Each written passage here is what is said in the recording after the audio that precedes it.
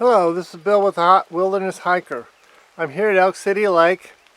Going to see if I can do some trail work. Hopefully I meet a couple of people here.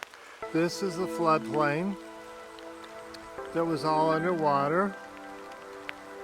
It's not the river per se, but it certainly looked like it in the flood. We're trimming trees today. Joe is with me. It sure is good to have some help. Gonna make the trail nice and clear. There's some flood debris to rake away here. So a little bit of raking, scattered stuff on the trail. Not too bad.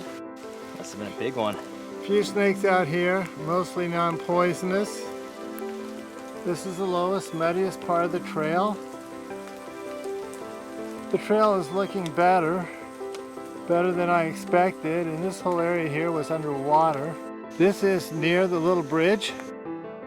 It's washed out here. We made it through. It started to dry out and then it rained. And you can see the other side of the road here is starting to wash out.